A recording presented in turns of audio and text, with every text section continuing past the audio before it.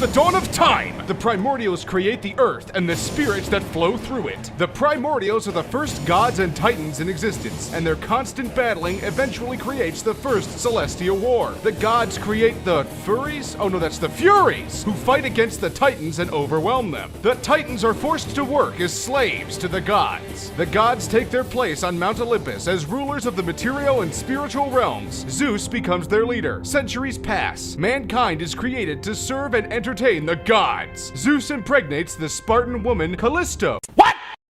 She bears two sons, Deimos and Kratos. Fearing an ancient prophecy that one of his children will usurp the throne, Zeus kidnaps Deimos. Kratos grows up, gets married, has a kid, and becomes a fierce Spartan army leader. In an attempt to defeat the evil barbarian king, Kratos makes a blood oath with the god of war, Ares, to gain his support and win the battle. Ares agrees. Kratos defeats the barbarian king and continues serving the gods. But Ares transports Kratos' family to a village while Kratos' army is destroying it, and Kratos accidentally murders his own family. Dick move! Kratos breaks the blood oath with Ares and vows his revenge. He is captured by the Furies and imprisoned for breaking the oath, but he breaks free and sets off on his journey to kill Ares. Kratos serves the Olympian gods for 10 years, hoping to gain their support for his overtaking of Ares. He is tasked with finding the missing sun god Helios. He travels to the underworld to retrieve him, succeeds, and wins the favor of the goddess Athena. She tells him to use the power of Pandora's box to defeat Ares. Kratos discovers Pandora's box, effectively becomes a deity, kills Ares, and becomes the new god of war. Kratos decides to set off to find his lost brother Deimos, finds him imprisoned for decades, but loses him to the god Thanatos. Kratos kills Thanatos and vows revenge on the gods again. Kratos leads an all-out assault on Greece and attracts the attention of the gods. Zeus offers Kratos one last chance to serve them, but Kratos declines. Zeus murders him and sends him to the underworld. Kratos travels to the underworld, preparing to murder Zeus. He kills the Sisters of Fate and uses their Loom of Fate to travel back in time and stop Zeus from murdering him. Kratos attempts to kill Zeus, but Athena intervenes and sacrifices herself. Zeus escapes like a bitch. Kratos uses the Loom of Fate to travel back in time and manages to recruit the Titans before they are defeated by the gods. He brings them to the present time and they travel to Mount Olympus. Kratos leads the Titans in an all-out assault on Mount Olympus. During the battle, Earth is basically destroyed by flood and plagues. Kratos kills the gods one by one, eventually killing Zeus by punching him to death.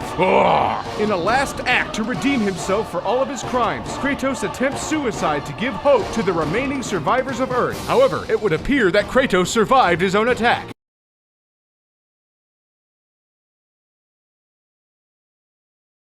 Years after beating Zeus's ass with his bare hands, Kratos emerges in Midgard, one of the 9 realms of Norse mythology. Kratos has given up sex and violence for fatherhood, it doesn't sound like the Kratos I know, and traded in the Blades of Exile for the magical Leviathan axe. The bearded dad bod of war mourns the death of his wife and mother of his son, Atreus. A stranger confronts Kratos at their secluded home. He warns Kratos that the gods know who he is. Kratos is forced to dispose of the surprisingly tough stranger. Kratos and Boy set forth to fulfill his late wife's dying wish to spread her ashes from the highest mountain in the 9 realms. Throughout their quest, Kratos imparts wisdom and survival skills on his son. They befriend the massive world serpent. The impassable black breath blocks their path up the mountain. As thanks for saving the rare boar that Boy tried to kill, the Witch in the Woods guides them to the realm of elves to collect the light of Alfheim.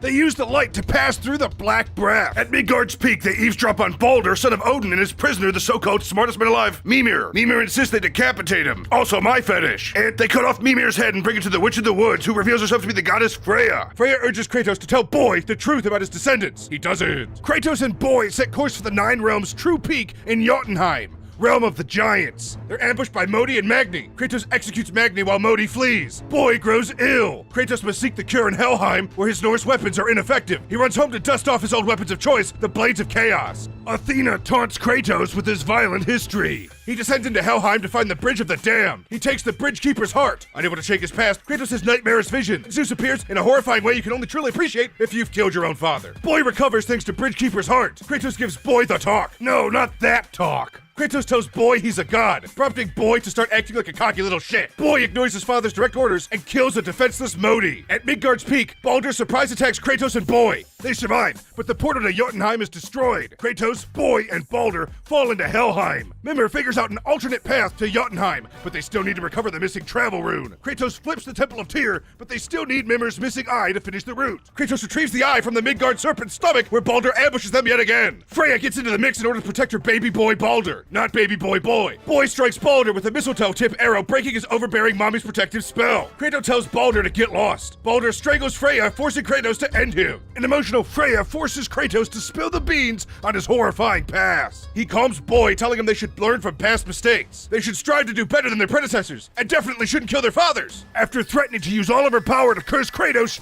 she leaves in silence. Kratos and Boy finally reach Jotunheim. They come upon a temple filled with murals depicting their adventure. Their journey was prophesied by the giants. They uncover that Kratos' deceased wife was a giant, thus making Boy part giant as well. Boy discovers his original birth name given to him by his mother, Loki. Together, Kratos and Boy fulfill their promise and spread the ashes from the highest mountaintop. Back in Midgard, they encounter a frantic Mimir. He warns that Fimbulwinter, the great winter that precedes Ragnarok, is upon them. Boy has a vision. The great winter has ended. Thor finds their home and confronts Kratos and Boy. And that's God of War in 3 minutes!